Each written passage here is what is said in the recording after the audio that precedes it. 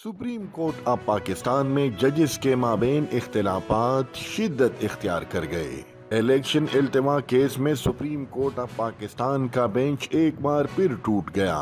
Justice Jamal Khan Mandokhel ने case सुनने से माजरत कर ली। सुप्रीम कोर्ट ऑफ पाकिस्तान में पंजाब और खैबर पख्तूनख्वा के इंतखाबात मुलतवी करने के खिलाफ केस की समाअत के लिए मुकर्ररा वक्त पर chief justice of Pakistan Umar Ata Bandial की सरबराही में 4 रुकनी बेंच कमरे अदालत पहुंचा। बेंच में जस्टिस एजाजुल एहसन, जस्टिस मुनीब अख्तर और जस्टिस जमाल खान मंदूखेल भी शामिल थे।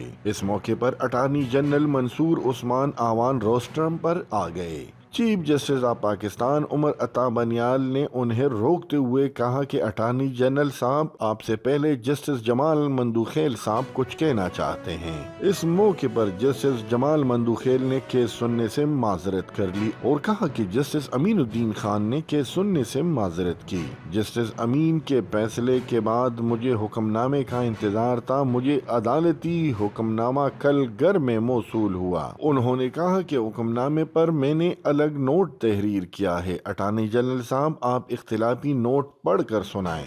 अटार्नी जनरल ने जस्टिस जमाल मंदूखेल का इख्तिलाफी नोट पढ़कर सुनाया। जस्टिस जमाल मंदूखेल ने कहा कि मैं बेंच का मेंबर था, मगर मेरे साथ फैसला तहरीर करते वक्त मुशावरत नहीं की गई। मैं समझता हूँ कि मैं बेंच में मिसफिट हूँ। अल्लाह हमारे इदारे पर रहम करे। उन्होंने कहा कि दुआ है कि इस केस में जो भी बेंच हो ऐसा फैसला आए जो सबको काबिल कबूल हो। अल्लाह हमारे इदारे पर रहम करे और मेरे तमाम साथी जज इस आइन के पाबंद हैं।